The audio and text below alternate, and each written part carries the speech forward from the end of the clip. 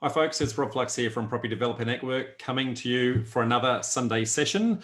This week's session is all about buying deals in the current market. What are the things that you need to know?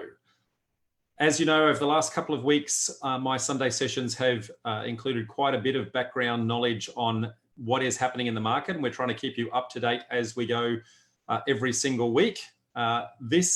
This week is an extension of that, a continuation of the series. I'd highly encourage you to go back and have a look at the last few and actually watch what has been happening in the market as we've progressed from week to week.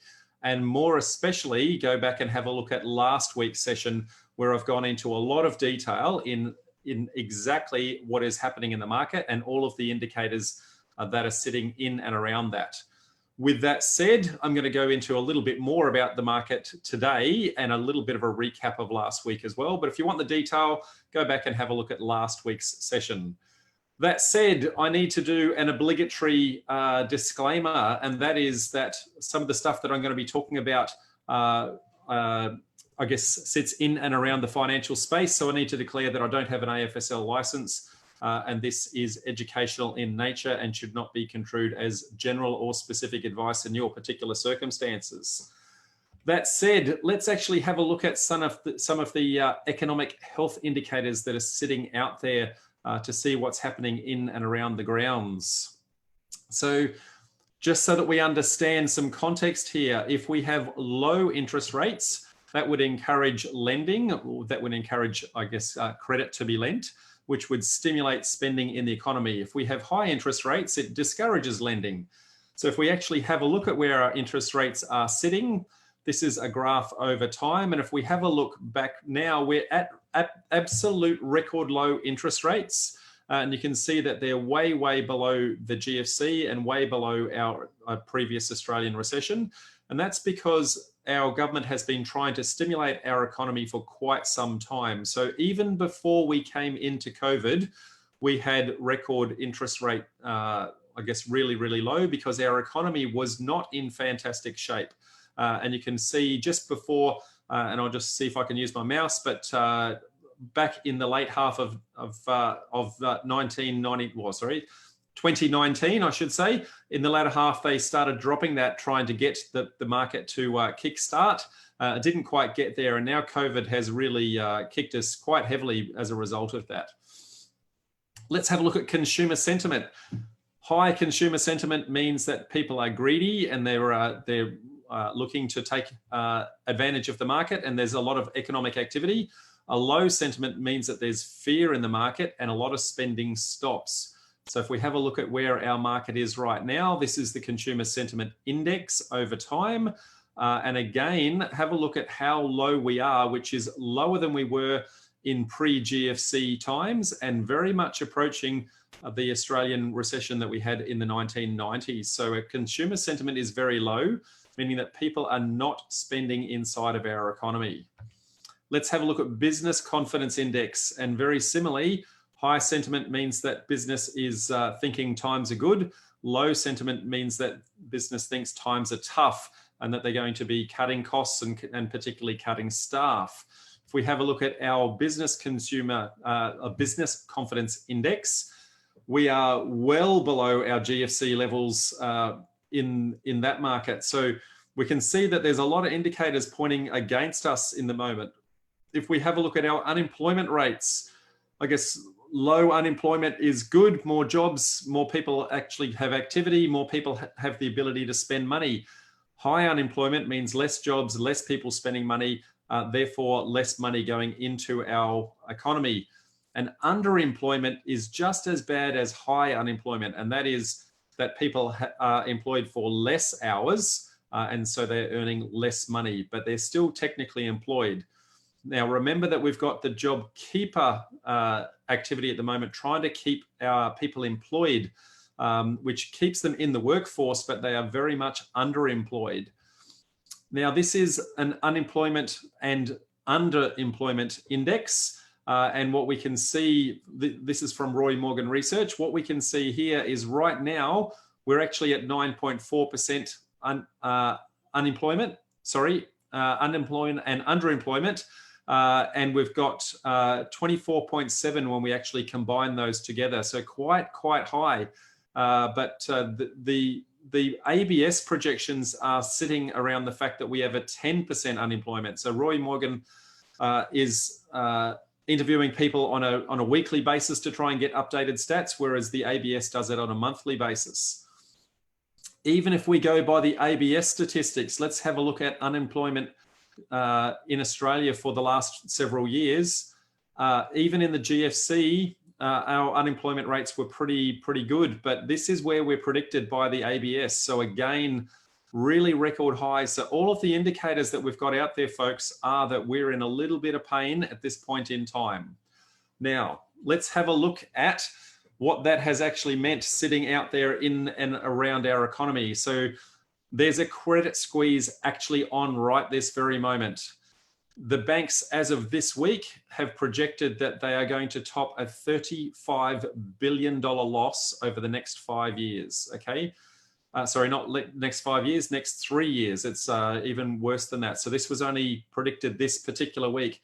Now, remember last week, I projected that this financial crunch was coming. So this is the banks declaring, hey, we're actually going to realize our losses at the moment. So they're realizing their losses in a number of different ways. They're realizing their losses because A, there's a moratorium on all of the lending at the moment, so they're not actually receiving any interest. And B, with less people in the economy, in the workforce, there's going to be less people applying for loans. And a number of people who are actually applying for loans right now are just taking advantage of the fact that it's lower interest rates, and they're just refinancing to take advantage of those lower rates. So the banks are projecting a $35 billion loss. The long and the short of that is that banks are tightening their lending. Okay, so valuers are being very conservative right now on their view on properties. So because we're coming into quite a difficult time, valuers are not 100% sure as to whether or not prices are going to drop, and they're not legally allowed to predict the future. So all they can do is look at the current market and go, what has happened in the very short time in this little period, and they're being very conservative in putting at the bottom of the range. Now, normally a valuer's got a range, a high point and a low point. Now they're coming in at the bottom almost every single time. So if the valuers are being conservative right up front, that means that anytime the bank actually has a look at a valuation as to whether or not your property is worth anything, they then make an assertion based on that. And then the bank then puts an extra risk factor on top of that. So they're modifying their loan to value ratios at the moment across a number of different industry, across a number of different product types, I should say. And a number of people in my community have already declared that they've seen massive drops in the LVR requirements. So 80% LVRs dropping to 70% and 70% LVRs dropping to 60%. And I see that trend continuing in the very near future. They're also being very conservative on the sources of income. Remember, with that unemployment rate, there's no guarantee, no certainty that the person that is applying for the loan will actually be employed in the short term. Nor is there any guarantee or certainty on any rent on any properties that they may have that are investment properties. Remember, there's a moratorium on rent and people can't be evicted if they declare hardship because of COVID-19. So the bank needs to factor in the fact that the money that you're claiming as your income stream may not actually get through to them. So they're factoring that into their assessments. And as a result of this, most banks are now, going through and reassessing all of their lending policies. Majority of them are no longer allowing refinancing of any equity for lines of credit. So that's the ability to pull money out of the bank. And some banks have just turned off the taps and are not lending at all across certain criteria. So because of that, getting money into the economy is actually going to be quite tricky. There's less people with cash because there's less people employed, and there's less banks lending money, which means that the amount of cash that's able to be spent in the economy is slowly drying up as well. All of that means less people with the physical capability to actually purchase property. As a result of that, there's a number of different industry experts out there that are predicting that the market is about to drop. And depending upon which industry expert that you're listening to, depends on how much they're predicting that it's actually going to drop. So let's have a look at why that's the case. And everything I've just said leads up to this. This is a story that was posted only a couple of days ago in the Financial Review. Hundreds of unsold homes as buyers disappear, okay? And they're disappearing because they have no cash. They're disappearing because they have no ability to borrow. And they're also disappearing because they are uncertain as to what is actually going to happen in the economy. So it starts to become this self-fulfilling circle. Now with less buyers in the market, there's projections that the market is going to drop. So it's just a matter of how much it's going to drop. If we have a look at some of the statistics to demonstrate that this is actually the case, this is auction clearance rates in Sydney. This is the last few weekends in a row. And if you have a look at that little area that I've just projected down the bottom, we're in and around the anywhere between 20 and 34% auction clearance rates. Whereas if you have a look at similar times last year, we were up in the 66 to 70% mark. Similarly, if we look at Melbourne, Melbourne has gone as low as 16% auction clearance rates, whereas it was in the 60s to 70s in the previous same time last year. So, massive amounts of drop in activity in the market. Now, because of that, as I said, a number of people are projecting that our property prices are projected to fall. Now, I guess the variation as to how much it's going to fall is really subjective depending upon which industry expert is predicting it. But they're predicting anywhere between 10 and 30% price drop. Now, here's a story on the 24th of April that's predicting a 30% price drop based on SQM research and their projections. Now, I personally think that 30% is probably on the extreme side of things, but I certainly think that there is going to be a price drop that is imminent. If we have a look at that, this is a statistic that comes from CoreLogic, which is showing how many real estate agents are actually doing what they call pre-listing activity, so comparative market analysis. And you can see that the CMAs have dropped massively. So the number of people even wanting to list properties leading into April was very, very few. But now you'll see that they're starting to pop up. And that's because a lot of people are predicting the price drops are going to happen. So they're starting to put properties on the market now before prices are actually impacted. So we're seeing a little bit of activity now before the potential panic sell starts to happen, okay? Now, if we have a look at the property market in itself though, I guess the market indicators that are sitting around that, the fundamentals of the property market are actually strong in the long term. So everything I've shown you before is a economic indicator, but if we look at our property market indicators, we're actually very, very strong, with one minor exception, and that is that overseas migration is definitely going to drop in the short term.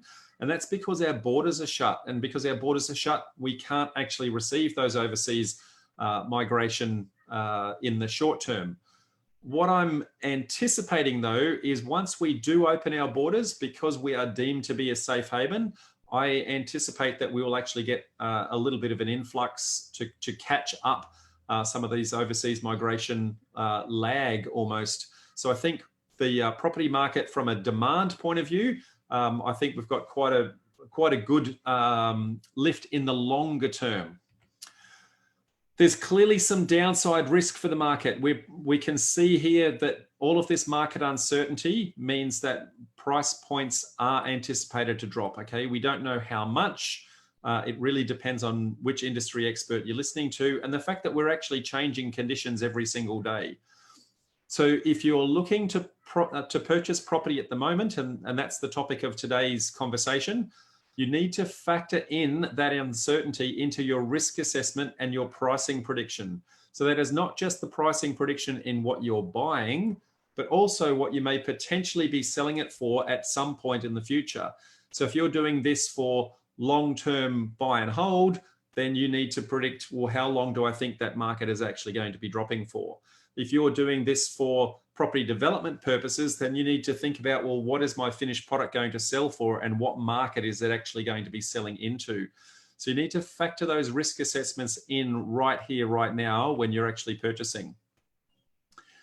Property transaction activity has definitely slowed, and we anticipate that the market values will be next. So right this very second, the prices haven't dropped, okay?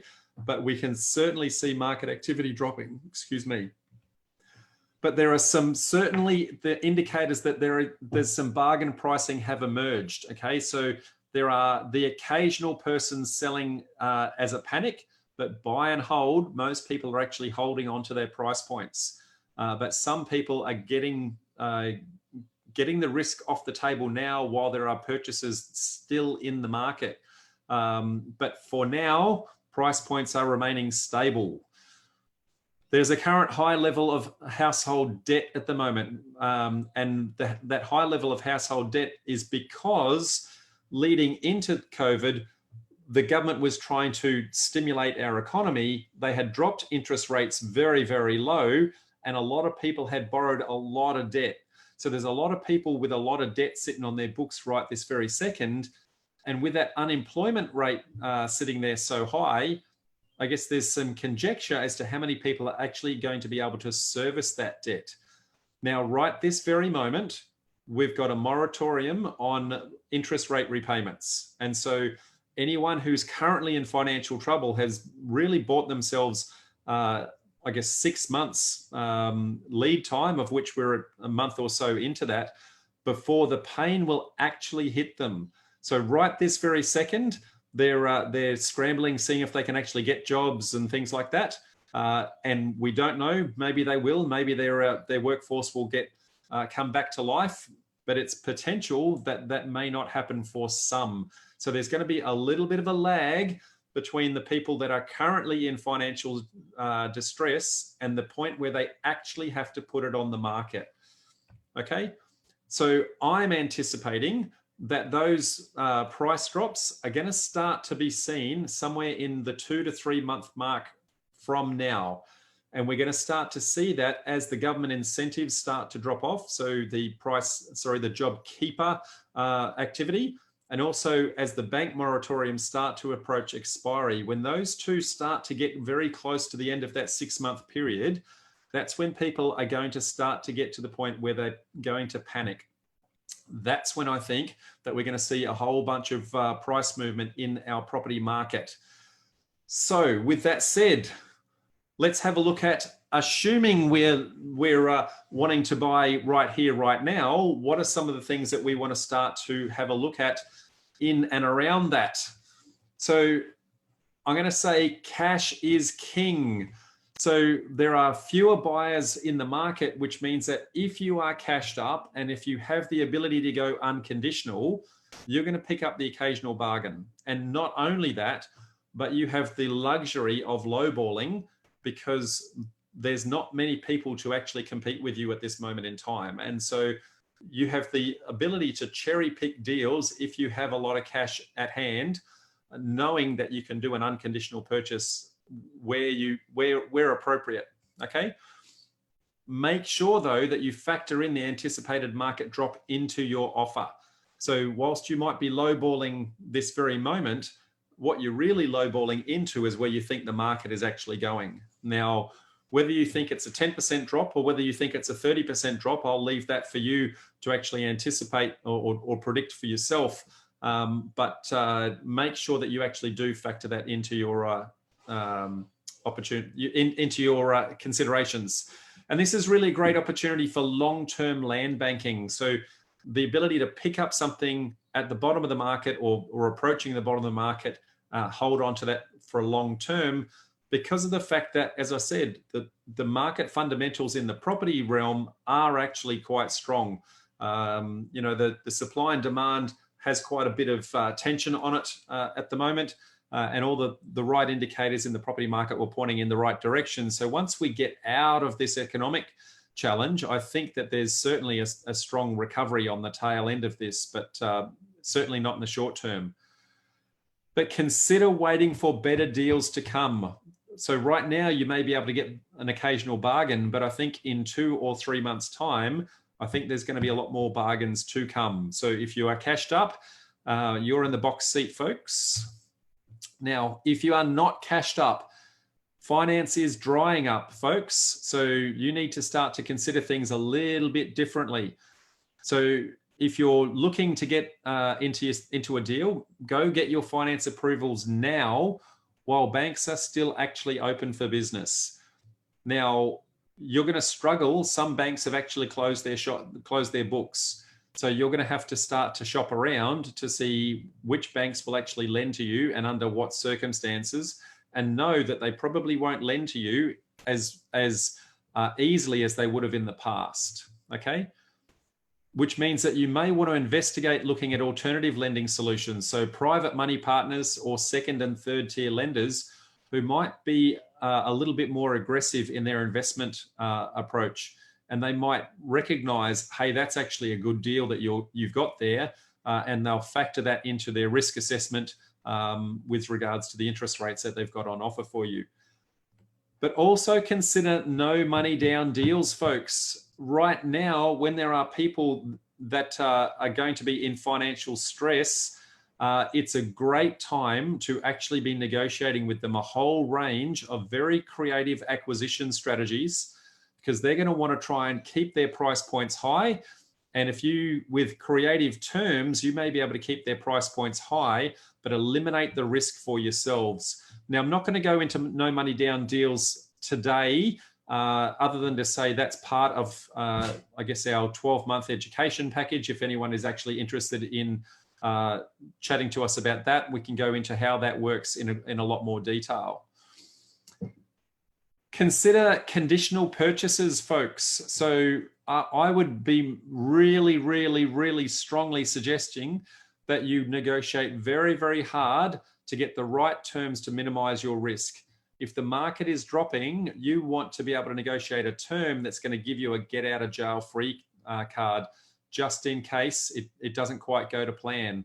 So you want to be thinking about very long due diligence clauses that give you the ability to see where the market is actually going to land and make determinations based on that. Maybe that due diligence clause might be 6 months, 12 months, maybe even longer, depending upon the kind of deal that you're actually going into. You want to think about some subject to type clauses, and I've just given it a couple of examples here. So you might be subject to valuation on completion, or it might be subject to development approval on satisfactory conditions. And those satisfactory conditions are the fact that maybe the cost to construct that just doesn't make financial viable sense for you. So consider clauses like that. Consider options contracts. Now, options contracts are fantastic all the time, but right now they're even better. So it's the right, but not the obligation to purchase at a predetermined price at some point in the future. It's like putting a property on lay-by. So right now, option contracts are a fantastic way to de-risk yourself and control a property and see whether or not the market is actually going to recover on the tail end of that to determine if you actually want to go ahead. Then I see a number of people in our community putting clauses like this in. So this is a COVID-19 clause, which basically says, look, because what's happening in our economy has slowed everything down, then if settlement is delayed for any reason at all, and it's directly related to something that's happened in and around COVID-19, then neither party are deemed to be at fault. And so the contract isn't actually terminated, but rather they work with each other and extend a little bit of time in the contract to actually allow the contract to complete. Okay, so I've seen a lot of people actually negotiate these sorts of clauses in, even after contracts have been signed some time ago. They're doing a negotiation between each other prior to settlement to say, hey, look, everyone's trying to do the right thing, but COVID's slowing everything down. So now this is just an example clause. I've seen about 10 or 15 different variations of this make sure you talk to your solicitor to make sure that you've got some form of pandemic clause that's actually sitting in there in and around your settlement timeline. Wait and see. This is probably the one I'm going to recommend for most of you folks. Sit on your hands and watch the market and see where it goes. I can't stress enough how much I think that this is probably the best approach at this point in time. Anticipate at least 3 to 6 months wait and just keep assessing the market on a regular basis. There are bargains coming. I promise you there are bargains coming. But because there's an anticipated price drop, we don't know if it's going to fall off a cliff or if it's going to be like a very gentle slippery dip. And so I guess a metaphor that I came across the other day that I want you guys to consider is that this anticipated market drop is like catching a falling knife. If you try and catch it in midair, you're almost guaranteed to slice your hand. But if you wait until that knife hits the floor, at that point it's safe, okay? And at that point it's easy to pick it up. So it can no longer inflict pain once it's on the floor. Consider just waiting and seeing where it lands, seeing if it can hit the bottom. Now, I don't for a moment say that you're always going to be able to pick the bottom, but you should be able to have a look at all of the market indicators, see what's actually happening in the market, and determine whether those indicators are starting to point in the right direction. They're the things that you want to be looking for as to how and what to do. Best of all, folks, what I'm really telling you is don't panic. Instead, prepare. I very much believe that the property market is the right place to be. I very much believe that there are bargains to be had. And I very much believe that you right now have the time and the ability to prepare. Right now, whilst you're sitting on your hands and whilst you're waiting for those deals to inevitably come, use that time wisely. There's 3 to 6 months to go, folks. So that's 3 to 6 months where you've got to actually educate yourself. Educate yourself on what is actually happening in and around the market, okay? Educate yourself on what investment strategy you want to be trying to execute. Are you wanting to do long-term buy and hold? Are you wanting to do property development? Is it subdivisions? Is it townhouses? What's the investment strategy that you want to do? And use this time right now to prepare yourself in order to do that, okay? Have a look at all of your alternative funding models. Educate yourself on how to do this. Find those no money down deals. Learn about how to actually execute on those, because alternate funding and no money down deals are going to be the way that you're actually going to get into these deals in this crazy market. So folks, we do a whole bunch of training and education in and around that through a 12-month program we've got called Property Development Formula. Won't go into it in a great deal of detail right here, right now, but what I would say is if you have any interest in that at all, now is the time to actually come to us and have a chat to see whether or not now is the time for you to do this. This is a once in a lifetime type scenario with a perfect storm of things actually going against us, where the property market indicators are going the right way, but the economic indicators are going the other. And it's been triggered by this COVID incident that has kind of caused it to fall off the edge. So I'm very comfortable that it's going to pick up on the other side of that, but you've got plenty of time to try and pick that up. Now, some other things that we do in and around our network, we have virtual meetups at every single month. Now, these used to be in the physical sense, and I'm hoping that they will get back to the physical sense in the very near future. But I always do a market update at every single one of these. We always have an industry expert from every single geography. So we run these events in Brisbane, Sydney, and Melbourne. So we get industry experts from each geography to actually talk about different issues and challenges happening in and around their market. We also have somebody within the community sharing a real deal. So you actually get to see the good, the bad, and the ugly as to how deals are actually run and how you can actually learn from that. And then we have a masterminding session where we help you to progress your projects and your issues and your challenges. So if you are interested in that, then I highly recommend becoming an annual member for us. So annual memberships are usually $250, but right now during the COVID period, we're doing the first year for only $99. So if you have any interest at all in doing that, if you SMS the word annual to 0438090833, that number again, 0438090833, then you'll get an email to say, how do you actually inquire about that, give you a little bit more detail as to how to do that. Then you can actually participate and keep up to date in what's happening right here, right now in the market. So that said, folks, I'm going to go and see if I can click on a few buttons in Facebook and see how many questions I've got sitting there from all of you. So hang on 2 secs, folks, while I see what is actually happening and who's talking to me. Now, it's always a little tricky with this with these lags to see what's happening. Let me just stop the share and see if I can see what questions we've got sitting in here. Okay, questions. Got a few people saying hi. So hi, folks. Glad to see you on board.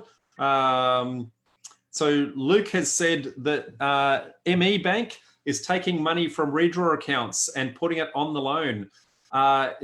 Yes, Luke, I've actually seen that as well. I'm going to suggest that that's potentially something that's going to happen quite a bit with a few banks at the moment. If you've got money sitting against a redraw facility, they're actually using it to pay down the loan so that you can't take the cash out. Now, it's a little bit cheeky that they're doing that, but it's written within the terms of their contracts that they can. I think it's a little bit shifty personally, but I'm going to suggest that a few banks are probably going to do that in the near future. And there's another Luke saying, I think I'm connected now as I'm watching. Lol again. Yes, Luke, you are watching, and yes, you are. Thank you. No problem at all. And Linda Lee says, awesome updates. Thank you. Thank you, Linda. Appreciate that. Subo also says the same. Luke is saying CMA figures are a worry, might hold up prices a little. Absolutely. So I showed those CMA results where the agents are doing comparative market analysis for anything coming onto the market, but they don't yet have I guess a history of what the prices are selling into. So when they're doing a CMA, it's looking back in the past. The challenge is that in a dropping market, previous price points don't really reflect where we're actually going. So CMAs, I think, are going to be a little bit of a challenge. Luke is saying bullish on property long term. Absolutely long term. I'm glad you clarified that, Luke. I absolutely agree. Long term, I love where the property market is going long term. Short term is what we have to be really, really careful of. Short term, I think we are in for a little bit of pain, and I'm really trying to get the message out into the market to say, hey, folks, this is really important that you pay attention to this, because these kind of, I guess, quick drops like this, if you don't see it coming, can actually hurt a lot of people very, very fast. Luke is saying, agree, be conservative, people. Mate, Luke, you've got plenty to say today, mate. So good to see you on board. Get ready, get prepared. That is the answer, mate. Get ready, get prepared. That's really what I'm trying to say to everyone out here. Tony says, Rob, thanks. Great way to end the weekend. Appreciate it, mate. I'm going to end my weekend with a quiet sip at the end of this. So what will you be doing, Rob? What will I be doing? So, mate, I've got a couple of things that I'll be doing for me personally. I've got some projects that are at an end where I'm, I guess, just waiting for contracts to go unconditional. I've got a couple of properties that I don't have any urgency to sell, but I'm putting them on the market speculatively right now whilst while the price points are high. And if they sell, that's fantastic. That means I'm cashed up for when it's at the bottom. And if I don't sell, I know that they're good long-term buy and hold opportunities anyway, so I'm not really concerned. So it's more a speculative put it on the market rather than a panic put it on the market. That gives me, hopefully, the ability to be very cashed up at the tail end of that.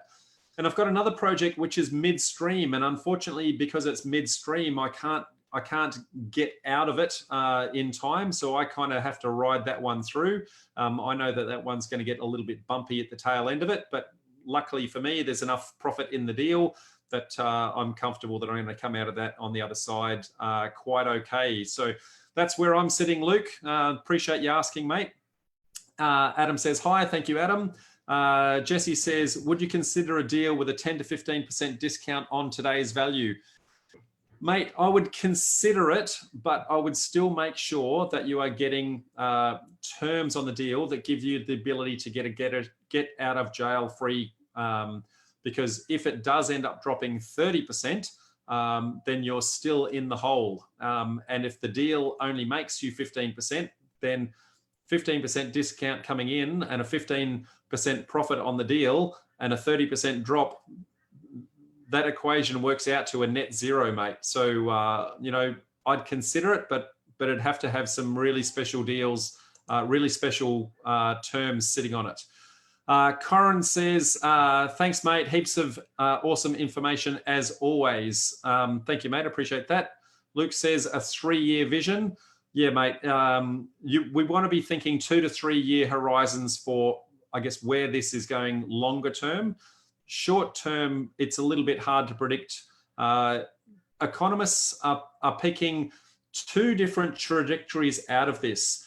One is what they call a V. So that means a massive drop and then a very quick recovery. So that is assuming that we can get the workforce happening again and that this 10% unemployment rate that the ABS is predicting, that doesn't hang around for too long. That comes back to some relative normality by Christmas. If that comes back to around the 5 or 6% mark around Christmas, then that V trajectory will probably work. Which means we're probably only in, 6 to 8 months worth of pain. But the other projection that they're doing is to say, well, what happens if there's a second outbreak? If there's a second outbreak and they need to lock us up again, then this could go on for a very long time. So, that's one of the reasons why what I'm saying is if you can afford to sit back and wait, and if you can prepare yourselves, then be very, very ready. Deborah says, do you think vendors are yet in the right mind frame to accept lowball offers weighted for COVID? I'm going to say, Deb, that some are, but not all. So, if you try the occasional lowball, you might get it. But, it's like kissing a lot of frogs. Eventually you'll get one, but you won't necessarily get it every single time. I think that will change as we get a little bit further into this journey. So watch this space. Rachel says, thanks again, Rob. Pre-approval lapses. So do you think the banks will deny a loan more easily if 2 or 3 months passes if you find a deal? So, okay, so I'll rephrase that. If you get a pre-approval for your finance, generally that's only for 3 months. And yes, I think that the banks will keep reassessing that several times along the way. But if you have been, if you've been approved up front and they've already gone through your finances and they've already seen where your circumstances are, it should be much easier for them to reapprove you in 3 months' time if that pre-approval lapses. So there's plenty of, I'd say it's better to get the approval now while they've got very open lending conditions. And then later on, when they tighten up, they can see that you were pre-approved. And so they're going to be a little bit more lenient on you because, they're seeing that you're actually being quite sensible in your approach. Tony says, cheers. Thank you, mate. Appreciate that. Can anyone recommend a good broker? Yes, Luke, absolutely. And what I will say, Luke, is that we have started a new initiative inside the Property Development Formula Group. And that is that we are putting a business directory up. So every single business day over the next fortnight, we're going to be listing a new industry. And brokers are one of the ones very early on in the list. So make sure if you're not in our group already, mate, that you stay in our group and you have a look.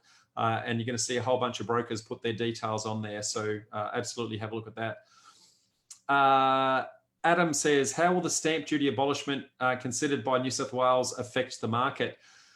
Adam, that's at the moment, it's speculative that they will actually execute that. I think they're very much considering it. I don't think it'll be a long-term initiative. It's pretty much going to be a short-term initiative that they abolish it. So rather than abolish, it's probably just a waiver is probably a better way of looking at that. I don't think they're going to abolish it forever. The whole idea of that is to stimulate purchases in the economy. So I think it's going to help.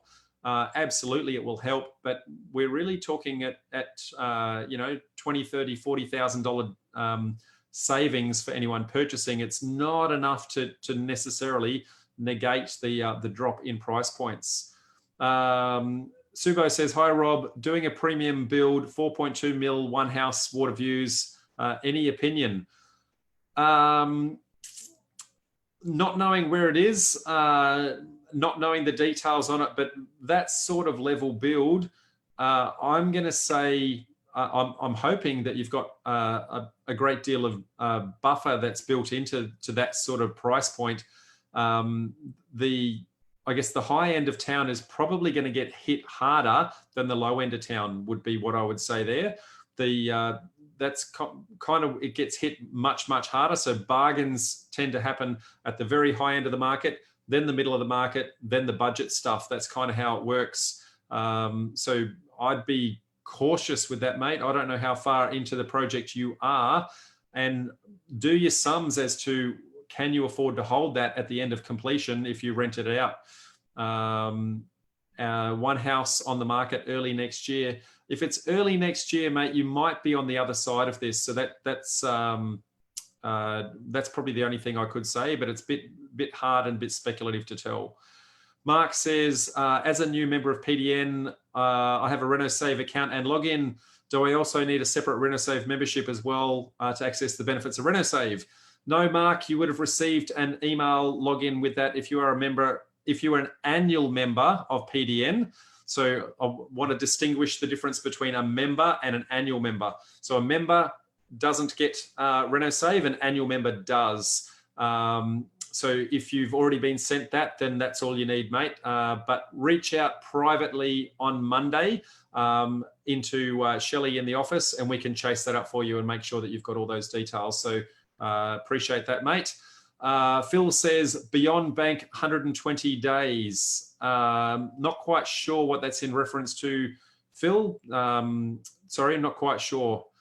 And Shelley's responded to Mark as well. So thank you, Shelley. Appreciate that. Carl says, hi, everyone. Just wondering if this live feed will be available online afterwards.